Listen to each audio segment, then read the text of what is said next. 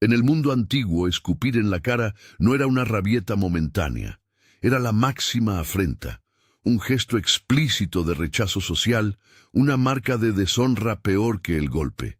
Imaginen por un instante la escena, saliva en el rostro, el gesto pública y consciente de rebajar al otro. Ahora piense que el Hijo de Dios, el Maestro que dice ser la palabra hecha carne, elige ese gesto, no una, sino 3 veces en los Evangelios, como parte del acto con que restaura cuerpos y comunidades. Ese choque entre el desprecio cultural y la acción sanadora de Jesús es la clave de la asombrosa revelación que quiero mostrarles. Cuando la Escritura nos dice que Jesús escupió para sanar, no está registrando una superstición ni un recurso médico ingenuo. Nos está ofreciendo una teología encarnada, un símbolo cargado de significado mesiánico que invierte la vergüenza y revela la autoridad creativa del Señor. Comencemos por poner el gesto en su contexto cultural y médico. En la antigüedad mediterránea, la saliva tenía, para la sensibilidad popular y para algunos tratados médicos, una ambivalencia curiosa. Era a la vez elemento de rudeza social y materia con posibles propiedades medicinales. Autores como Plinio el Viejo recogen remedios caseros que empleaban saliva en mezclas curativas. La medicina empírica de la época no separaba radicalmente lo simbólico de lo práctico. Al mismo tiempo, los gestos públicos, incluido el escupitajo, formaban parte de las maneras en que se expresaba el honor y el poder. Los emperadores y sus aparatos de propaganda jugaban con símbolos que demandaban reconocimiento y sumisión. Algunos historiadores señalan cómo ciertos gestos públicos podían ser instrumentalizados para legitimar autoridad. Aquí existe debate académico sobre casos concretos y su interpretación. No afirmamos que haya una regla uniforme, sino una sensibilidad histórica documentada. Frente a esa cultura de la exhibición de poder, Jesús actúa con una lógica distinta. No busca humillar para reafirmarse, sino tocar para restaurar. Es importante subrayar desde el principio algo que repetiré a lo largo de esta reflexión. La saliva no es una fórmula mágica ni un talismán. El poder no reside en la sustancia, sino en la persona que la emplea. Jesús utiliza la materia, su gesto, su saliva, el barro, como signo de lo que Él mismo hace: recrear, reabrir, restituir. Cuando analizamos los relatos evangélicos con detenimiento, vemos que cada uso de la saliva está imbricado en un acto más amplio, una palabra, un toque, una mirada que convoca la obra del Verbo Creador. Esa será la línea teológica que sostendremos. Los milagros son credenciales mesiánicas y actos de autoridad sobre la creación, no recetas reproducibles. Marcos 7 ofrece el primer caso que iluminaremos, y conviene recrearlo con fidelidad al texto. Jesús ha salido del territorio judío y llega a la región de la Decápolis, un espacio mayoritariamente gentil, donde oyentes y costumbres son distintos. Traen a él a un hombre que es sordo y que tiene dificultades para hablar. Jesús, lejos del espectáculo, aparta a este hombre de la multitud, lo toma al margen y realiza una serie de acciones aparentemente sencillas. Introduce los dedos en sus oídos, escupe, el verbo griego es ptuo, ptio, escupir, toca la lengua del hombre, mira al cielo y pronuncia una palabra aramea, ephata, a menudo transliterada como efa en algunos manuscritos, la cual se traduce «sé abierto». Inmediatamente los oídos se abren, se desata su lengua, y Jesús manda que no lo digan a nadie, pero el hombre, liberado, proclama la obra con asombro. Hay detalles lingüísticos y culturales que resplandecen si los miramos con lentes exegéticos. Primero, el gesto táctil. Para un hombre que no oye, el contacto físico es lenguaje. Introducir los dedos en los oídos no es una extraña maniobra mágica, sino un modo de comunicar corporalmente. Jesús habla con el cuerpo de alguien que no puede oír palabras. Ese recurso comunica algo profundo sobre la encarnación. La palabra de Dios no elige quedarse en el plano de la mera proposición verbal, sino que baja al canal sensible del cuerpo humano. Si alguien no puede oír la PSA, palabra sonora, él toca la estructura que permite oír. Este aspecto remite a una teología sacramental. Dios usa signos y medios para comunicar su gracia y lo hace respetando la condición finita y corporal del ser humano. Segundo, el verbo ptuo, escupir, y la palabra aramea ephata. La combinación es extraña a primera vista. ¿Por qué juntar un gesto considerado degradante con una orden solemne que abre los oídos y la boca? La respuesta no está en la saliva como agente, sino en la lógica simbólica y profética que Jesús está inaugurando. Los evangelios no usan gestos mecánicos, los enmarcan en palabras que evocan profecías. Aquí es útil recordar Isaías 35. Entonces abriránse los ojos de los ciegos y los oídos de los sordos se abrirán. Entonces la lengua de los mudos cantará. Isaías presenta una visión escatológica, la restauración integral del ser humano como signo de la llegada del Señor. Marcos, al relatar la sanación del sordo mudo, coloca ese acto en continuidad con esas promesas. No es un milagro aislado, sino una realización de la presencia del reino. Algunos exégetas señalan la presencia de términos en la tradición aramea que describen al enfermo con expresiones como mochilalón, una voz que subraya la condición de impedimento en el habla y el oído, y las vinculan con el lenguaje profético de Isaías. Hablamos aquí de conexiones intertextuales. El evangelista no está improvisando, está interpretando la obra de Jesús a la luz de las promesas mesiánicas del Antiguo Testamento. Profundicemos en la dinámica del gesto. Jesús aparta al hombre de la multitud. Ese detalle es significativo. La curación pública, para ser testimonio comunitario, no siempre se realiza ante la muchedumbre. A veces, la restauración es íntima y pedagógica.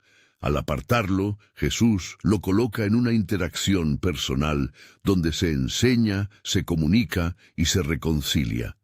Meter los dedos en los oídos y tocar la lengua son actos que invaden la esfera más íntima del otro. Si fuera solo eficacia, Jesús podría obrar a distancia, pero el evangelista subraya la proximidad.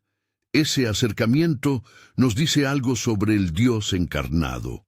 No opera desde la lejanía de un trono inaccesible, sino desde la disponibilidad al contacto humano, dispuesto a tocar lo que el mundo considera impuro o vergonzante para traer vida. Ahora bien, ¿qué significa la palabra ephata?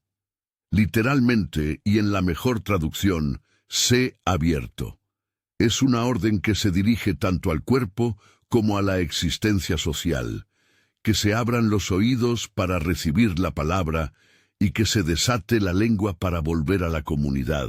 El hombre no solo recupera una función fisiológica, sino que es readmitido en la conversación humana y religiosa. En el mundo antiguo, la capacidad de hablar y de oír constituyen la posibilidad de participar en el ritual, en la liturgia, en la economía de la ciudad.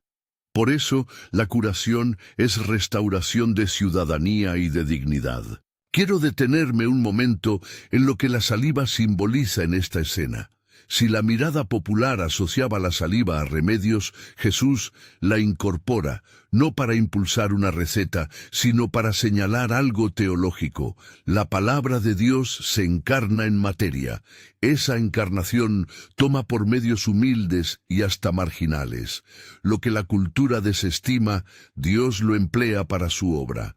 No es casualidad que, en la narrativa evangélica, los toques y los gestos no consigan tener sentido aislado.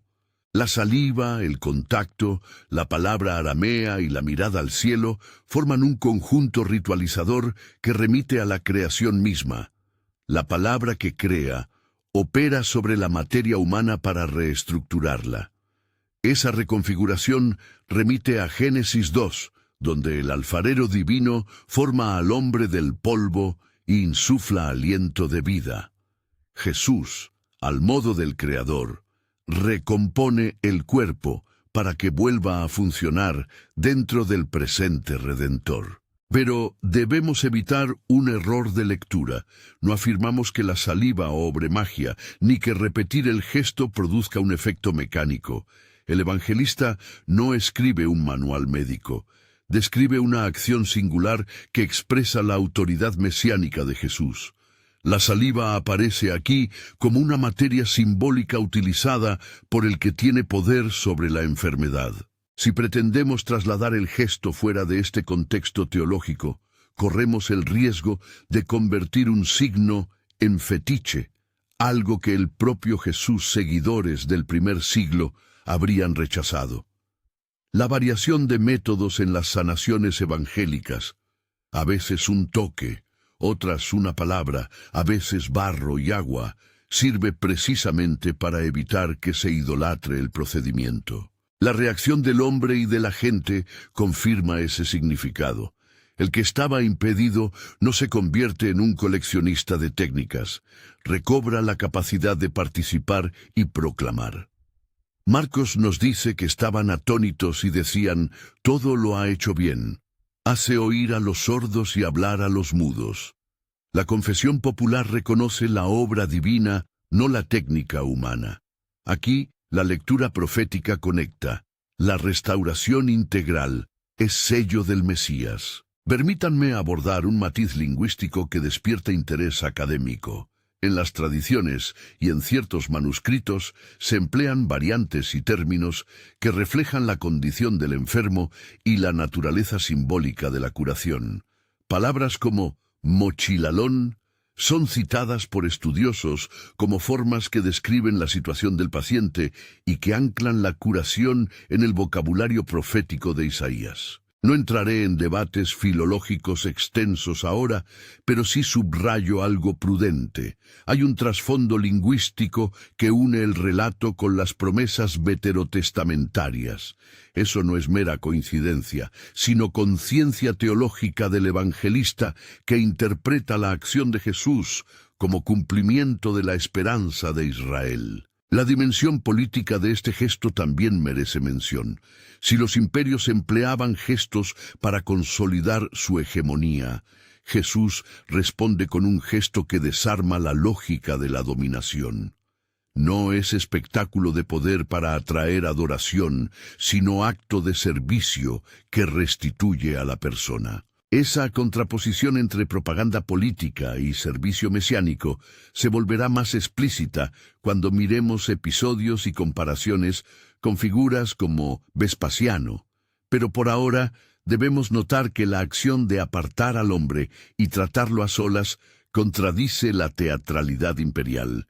Jesús no hace de la curación un instrumento para su propia gloria, sino un medio de reconciliación. Desde la perspectiva pastoral, la sanación en Marcos 7 nos enseña al menos 3 lecciones que quiero plantear sin dulcificar ni exagerar.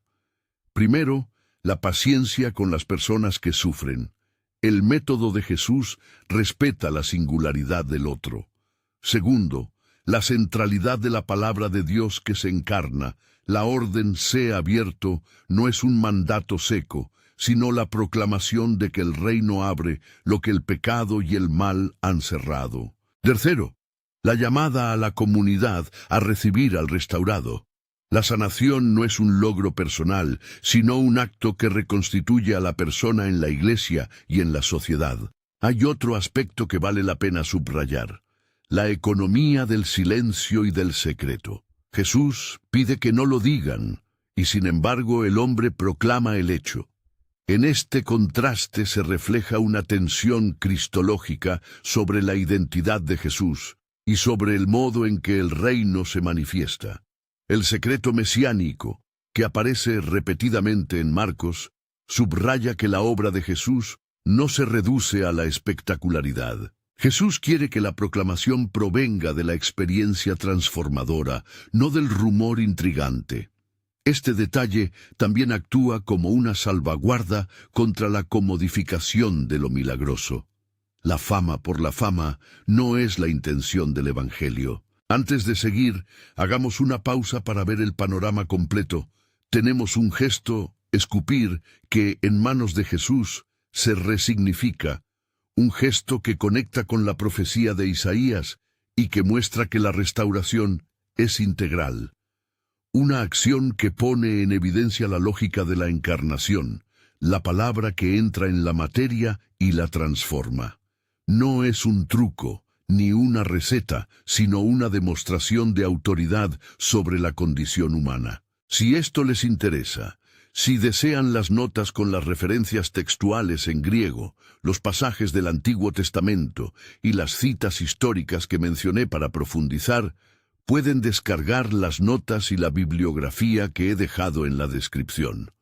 Encontrarán allí las variantes textuales y las referencias a Plinio y a otras fuentes antiguas con indicaciones sobre el debate académico en torno a estos puntos. Pero antes de abrir ese material y sumergirnos en las referencias, conviene quedarnos con una imagen que nos acompañará al continuar el análisis. Jesús no rehúye la materia humillada del mundo, la toma y la ofrece como instrumento de vida. La saliva, que en manos de la burla es signo de menosprecio, en las manos del Hijo es usada para restituir la voz y la escucha. Esa inversión de valor tiene consecuencias teológicas que nos llevarán ahora a observar una segunda escena, donde otra vez la materia y la palabra se cruzan, pero de una manera que hará visible la pedagogía progresiva de la comprensión humana. Esa segunda narración nos golpea por su estructura en dos tiempos y por la forma en que revela la ceguera espiritual incluso de los discípulos. Antes de entrar en ella, sin embargo, sostengamos la pregunta que vertebra todo este estudio. ¿Por qué el Verbo elegiría usar lo que el mundo desprecia para dar testimonio de su poder? ¿Qué nos dice eso sobre la naturaleza del reino y sobre la forma en que Dios obra en nuestras debilidades humanas? Mientras guardamos esa pregunta como una chispa que encenderá la siguiente escena, recordemos volver una vez más al núcleo. Los milagros evangélicos son señales, no recetas. La materia es usada por el Creador para recrear. La humillación del gesto se convierte en instrumento de dignidad. Cuando avancemos al relato de Betsaida, veremos cómo la misma lógica, la progresión, la pedagogía, la variación de métodos se repite y profundiza, poniendo en relieve la necesidad de una fe que crece y de una vista que se abre en etapas. Por ahora, lleven consigo la imagen del hombre de Decápolis, cuya lengua fue desatada. Que ese testimonio antiguo nos obligue a escuchar con más atención, a buscar la voz que ordena y a reconocer que la restauración plenaria viene de la autoridad de aquel que puede decir a la materia, «sé abierto». En Betsaida encontramos una escena que corta como un bisturí. No es un milagro instantáneo, sino una curación por etapas que expone la pedagogía de Jesús y a la vez la ceguedad persistente de sus discípulos. Llegados a aquel pueblo, traen a un ciego. Jesús lo toma de la mano, sale fuera del poblado, otra vez la intimidad de la acción, y procede de manera curiosa. Escupe sobre sus ojos, pone las manos sobre él y pregunta si ve algo. El hombre responde que sí, que ve hombres, pero los ve como árboles que andan. Jesús vuelve a poner las manos sobre sus ojos y su vista queda completamente restablecida. ¿Qué nos enseña este doble toque? ¿Por qué esa primera visión borrosa, esa media luz que luego se hace claridad total? Primero, la lógica narrativa. El evangelista no está describiendo una patología médica seguida de una curación física pura. está construyendo una parábola viviente. El ver hombres como árboles es una imagen poderosa. El mundo aparece, pero deformado, inadecuado para la relación humana plena. La percepción parcial refleja la condición espiritual de los discípulos. Ven, pero no comprenden. En el mismo Evangelio poco después, los discípulos mostrarán incapacidad para entender la identidad de Jesús y la integración de la cruz en la misión mesiánica. Por tanto, la curación en dos etapas es un acto pedagógico. La fe y la vista crecen juntas, y la experiencia de cercanía con Jesús necesita reiteración para llevar a la claridad. Segundo, el gesto corporal nuevamente habla. Jesús vuelve a emplear la saliva, pero no como contenido científico aislado. La saliva forma parte de un conjunto: el toque, la mirada, la palabra, la espera, que reconfigura el cuerpo. Es significativo que Jesús no haga una demostración espectacular ante la multitud, sino que procese la curación mediante contacto repetido. Esta insistencia comunica que la restauración puede requerir persistencia y paciencia. La maduración de la fe y de la comprensión no siempre es inmediata. ¿Cuántas veces en nuestra vida espiritual hemos recibido una visión parcial antes de alcanzar la claridad? ¿Cuánto tiempo soportamos la incomodidad de la percepción parcial hasta que, por la gracia, llega la luz plena? Tercero, el episodio contrasta con expectativas de milagro instantáneo que surgen en culturas de espectáculo. Jesús no es mago que garantiza eficacia instantánea según recetas. Es maestro que acompaña, que involucra al que sufre en el proceso de restauración. El doble acto subraya la persona. La sanidad es obra de la relación salvadora, no de un truco. Al mismo tiempo, la narración apunta simbólicamente a la necesidad de dos toques para entender plenamente. Primero, la intervención que posibilita una percepción rudimentaria. Luego, la presencia que completa y organiza la experiencia en verdad. La secuencia nos obliga a repensar también la función de los discípulos como espejo de la audiencia. Ellos, testigos privilegiados, siguen mostrando una visión todavía parcial. Ese detalle no es un gesto de vergüenza gratuita en el texto, sino un recurso teológico. Marcos, con frecuencia, presenta a los discípulos como figuras que representan la incapacidad humana de leer las señales del reino sin formación. La curación en Betsaida funciona, así, como llamada para que los seguidores de Jesús abandonen lecturas reduccionistas y se abran a una comprensión progresiva del misterio. Tras Betsaida, el relato alcanza su cumbre en el Evangelio de Juan con la sanación del ciego de nacimiento. Aquí la escena se despliega con una riqueza simbólica que parece intencionada para evocar la cosmogonía y la encarnación. Jesús pasa, ve al hombre, escupe en tierra, hace barro. Esa mezcla de saliva y polvo que algunos estudiosos, con la palabra pelón para referirse al barro, han comentado: unta el barro en los ojos del ciego. Los comentaristas transliteran el verbo a veces como epicrisén, entendido como ungió, y envía al hombre a Siloé para lavarse. El hombre obedece, va, se lava y vuelve viendo. Leer este episodio a la luz de Génesis 2 resulta casi inevitable. En la narración primigenia, Dios toma polvo de la tierra, modela, forma al ser humano y sopla en sus narices aliento de vida. John, con su teología de los signos, coloca su escena con claves que recuerdan esa formación originaria. El barro alude al polvo creativo. La mezcla saliva-tierra remite al acto de moldear, y además, el enviado que manda al hombre a lavarse se llama Siloé, nombre que en hebreo alude a lo enviado. No es una casualidad literaria. El evangelista juega con la relación entre la creación y la nueva creación que Jesús trae. Al formar barro y soplar vida, en sentido figurado, Jesús actúa como nuevo creador, desplazando la narrativa de la impotencia hacia la posibilidad de una renovación, que es al mismo tiempo física y teológica. Hay más capas en este relato. En primer lugar, la respuesta de Jesús a la pregunta sobre el origen del mal. Cuando los discípulos y los fariseos investigan si el hombre pecó o si sus padres pecaron, Jesús responde que ni el hombre ni sus padres pecaron para que esto sucediera, sino para que las obras de Dios se manifiesten en él.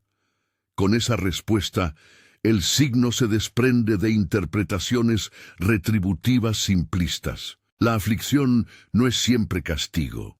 El misterio de la enfermedad puede ser terreno de revelación. El ciego, cuya identidad social le había cerrado la participación ritual, se convierte en portador de la obra de Dios. Su testimonio, simple y obstinado, desmiente a los doctos que lo interrogan. Segundo, la dinámica comunitaria es emblemática. El hombre no actúa solo. Es cuestionado, interrogado por líderes que no comprenden. Su familia aparece como actor dividido. Algunos lo expulsan, otros interrogan. Su retorno a la comunidad con visión nueva genera conflicto y, al mismo tiempo, revela el núcleo del testimonio cristiano. La persona transformada no puede quedar silente, porque su vida es prueba pública de la obra divina. Aquí el evangelista destaca la tensión entre la evidencia del rescate y la ceguera institucional que no quiere admitir su propia incapacidad de ver a Dios en la carne. Tercero, lingüísticamente, John juega con significados. El nombre del estanque, Siloé, es, en la etimología tradicional, el enviado. Mandar al hombre a lavarse en el enviado tiene un eco cristológico poderoso. El que es enviado por el Padre manda a la persona al lugar que, simbólicamente, confirma su misión. Algunos comentaristas modernos subrayan este juego verbal y lo consideran uno de los guiños más claros de Juan a su teología. El hombre recibe vista al obedecer la orden del enviado y al acudir a la fuente que lleva el nombre de la misión divina. Un detalle que también subraya la fe obediente del sanado. Él no discute, no formula teorías, simplemente obedece y vuelve viendo. La sencillez de su respuesta es, en la narrativa juánica, suficiente testimonio. Al mismo tiempo, debemos recordar la instrucción canónica del DNA, no convertir el barro o la saliva en talismán. John no nos da un manual de recetas. El barro aquí es materia teológica, signo de la encarnación y de la posibilidad creativa del Verbo. El énfasis del Evangelio recae en la persona de Jesús que emplea los medios del mundo para realizar la obra del Padre. El gesto apunta hacia la verdad última. La sanidad es el acto del que tiene autoridad sobre la creación. Una lectura combinada de Marcos y Juan nos revela un patrón intencional. La apertura de oídos, la apertura progresiva de los ojos, la restitución de la voz y de la presencia. Isaías 35 anticipa exactamente esta economía. Ojos que se abren, oídos que se desbloquean, lengua que canta. Los relatos evangélicos así no son colecciones desconectadas de prodigios, son núcleos de cumplimiento profético. La sanidad en la obra de Jesús es signo escatológico. Anuncia un reino en el que la fragilidad humana será restaurada. Estructuralmente, los evangelistas colocan estos signos para que la comunidad reconozca en Jesús al Mesías que trae la plenitud prometida. Surge entonces una pregunta incómoda. ¿Por qué Jesús, en tantos episodios, mezcla la palabra con elementos materiales diversas y cambiantes, saliva, barro, agua, manos, en lugar de un método uniforme? La respuesta teológica es doble. Por un lado, la variación impide que el gesto se convierta en objeto de adoración. Si Jesús hubiera operado siempre mediante la misma fórmula, habría corrido el riesgo de que los espectadores adoraran el método en lugar de la persona. Por otro lado, La diversidad de medios afirma la sobriedad de la encarnación. Dios se acomoda a la variedad humana, usa lo disponible en la vida concreta para restaurar. La intención es evitar la magia y promover la fe relacional. La eficacia del milagro está anclada en la autoridad de quien obra, no en la repetición de una técnica. En este punto, conviene traer a colación, con la prudencia que el debate académico exige, la dimensión histórica y cultural que rodea a tales gestos. Hemos mencionado ya a Plinio y a otros autores que registran remedios populares con saliva. Existe evidencia de que en el mundo grecorromano la saliva y ciertos ungüentos ocupaban lugar en prácticas médicas caseras. Además, la propaganda imperial utilizaba gestos para construir legitimidad. Emperadores y agentes del poder podían valerse de demostraciones públicas para asegurar reconocimiento. Algunos historiadores han observado que figuras como Vespasiano y otros emperadores populares se beneficiaron de la puesta en escena ritual para consolidar su autoridad. No afirmamos que los milagros de Jesús respondan a esa lógica. Antes bien, traemos estas referencias para enfatizar la diferencia. Mientras la propaganda imperial busca su propio engrandecimiento, Jesús no procura fama para sí, sino restauración para los otros. Estos apuntes históricos ayudan a subrayar la singularidad de la acción mesiánica frente a las maniobras políticas del mundo. Conforme avanzamos hacia la pasión, la ironía se vuelve trágica y redentora a la vez. El gesto de spitting, el mismo que Jesús empleó para sanar, se convierte en instrumento de humillación. Durante su pasión es escupido por algunos y burlado. La historia invierte sus propios símbolos. Lo que en sus manos fue signo de vida, en manos del mundo sirve para insultar. Aquí la teología da la vuelta a la ofensa. La humillación no tiene la última palabra. La pasión de Cristo asume la degradación para transmutarla en la fuente de la restauración universal. La saliva que cura aparece en la pasión como elemento que el mundo usa para herir. Sin embargo, el sentido mesiánico de los actos de Jesús demuestra que Dios puede reconciliar incluso los gestos más injuriosos y convertirlos en ocasión de gracia. Esa es la ironía redentora que nos interpela. El desprecio humano no anula la creatividad divina. De hecho, la hace todavía más visible cuando Dios escoge el camino de la cruz. Desde una perspectiva teológica más amplia, estos episodios inscriben a Jesús en la línea creativa del Verbo. Igual que en Génesis, la palabra de Dios da forma al ser humano y sopla vida, en los Evangelios, la palabra se une a la materia para reconstituir. La encarnación se muestra no como una mera teología abstracta, sino como práctica. Dios se mancha, toca barro, escupe, mira, pronuncia palabras que devuelven funciones y reinstituyen relaciones. La humildad del medio enfatiza la soberanía de la persona. No es la sustancia la que salva, sino aquel que la emplea. Precisamente por eso debemos resistir todo reduccionismo que transforme estos gestos en fórmulas mecánicas. ¿Qué implicaciones prácticas trae esto para nosotros hoy? Permítanme enumerar algunas aplicaciones pastorales que nacen directamente de la lectura atenta de los textos. Primera, reconocer nuestras propias cegueras y sorduras sin caer en interpretaciones retributivas fáciles. No todas las dificultades responden a pecado concreto, ni todas las molestias son castigo. A veces, como en el caso del ciego de nacimiento, la condición es escenario de manifestación de la obra divina. Esto nos libera de la tentación de juzgar y nos convoca a acompañar con compasión y presencia. Segunda, aprender la paciencia de la pedagogía de Jesús. La fe madura por procesos. Puede haber etapas en la percepción espiritual. No despreciemos los pequeños avances. Celebremos la media vista que llevará a la visión plena cuando se repita el contacto con la gracia. La comunidad cristiana debe acompañar en ese ritmo y no exigir experiencias instantáneas que conviertan la vida de fe en un espectáculo. Tercera, mantener un discernimiento sano frente a prácticas que pretendan convertir signos en talismanes. La historia de la Iglesia está llena de formas de superstición que meten a la materia en lugar de a la persona en el centro de la salvación. No confundamos el medio con el agente.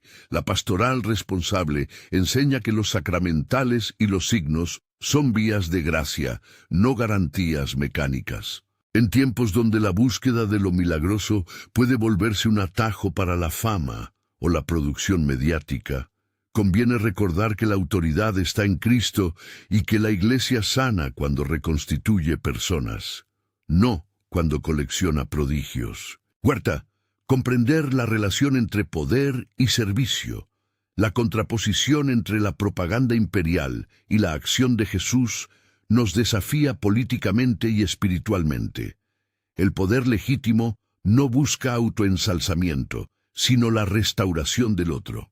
El ministerio cristiano auténtico se asemeja al servicio sanador de Jesús, que toma lo despreciado y lo convierte en esfera de dignidad. Esto tiene consecuencias prácticas en cómo estructuramos nuestras comunidades, en cómo ejercemos liderazgo y en cómo defendemos a los vulnerables. Quinta, cultivar una confianza obediente. El ciego de Siloé es modelo de una respuesta simple y práctica. Obedece la orden de Jesús y va a lavarse. Su obediencia le trae vista. No es una promesa automática de éxito en todos los contextos, pero sí una llamada a experimentar que la confianza y la obediencia suelen estar en el origen de la revelación divina. En la vida cotidiana, acudir a Jesús con gestos sencillos de fe, con oración humilde, con arrepentimiento y con actos de servicio, abre posibilidades que la sabiduría orgullosa no ve. Al acercarnos al cierre de esta reflexión, retornemos a la pregunta que abría nuestra conversación. ¿Por qué el Hijo de Dios escupió, hizo barro y tocó? ¿Qué revelación nos trae ese hecho que a primera vista parece humillante? La respuesta condensada es que Jesús está reescribiendo la lógica del poder y la creación mediante la encarnación. La palabra no renuncia a la materia. La toma, la usa y la transfigura. Esa es la asombrosa revelación. La humillación humana, representada por el gesto del escupitajo, no es un obstáculo para la obra divina, sino el medio por el cual el Señor muestra su soberanía creativa y su preferencia por los marginales. Y hay una segunda revelación igualmente crucial. El poder no reside en la saliva, sino en la persona que la usa. Esto debe repetirse como un mantra pastoral en una cultura proclive a las recetas rápidas. Jesús variaba métodos, a veces palabra, a veces toque, a veces barro y agua. Esa variación es deliberada para que nadie cultive el procedimiento como objeto de reverencia. El milagro no se privatiza en una técnica, se proclama en la autoridad del Redentor. La salud que Él ofrece es signo del reino, no producto de una pócima. Al terminar, quisiera hacer 2 advertencias y una invitación. Advertencia 1. No transformemos estos patrones en superstición ritual. La belleza teológica de los textos no habilita prácticas mecánicas ni la búsqueda de atajos. Advertencia 2. Tampoco permitamos que una lectura racionalista nos quite el asombro. La obra de Jesús apunta a realidades que desafían las categorías exclusivas de lo natural y lo social. Son signos donde lo divino toca lo humano. Invitación. Si este estudio te ha movido y quieres seguir profundizando, hay materiales con las referencias textuales en griego y arameo, las citas de los autores antiguos y una guía de estudio con preguntas para grupos. Descárgalos en la descripción y acompáñanos en la serie donde seguiremos leyendo los signos del reino con atención histórica y teológica. Y si esta reflexión te ha abierto los ojos o te ha hecho cuestionar la manera en que miras los gestos de poder y servicio, suscríbete para la serie completa y comparte este video con alguien que necesite ver. Que la imagen del que toca con humildad nos recuerde que el Dios que se hace carne no rehúye la materia ni el desprecio del mundo. Al contrario, la toma, la santifica y la utiliza para reconstituir lo que el pecado había fragmentado. Donde el mundo escupe su desprecio, la gracia devuelve dignidad. Donde hay sordera y ceguera, la palabra puede mandar: sé abierto. Y aprendamos a escuchar esa orden y a caminar hacia la fuente que el enviado señala, con la humildad de quienes saben que la obra definitiva no depende de fórmulas humanas, sino de la autoridad del Hijo.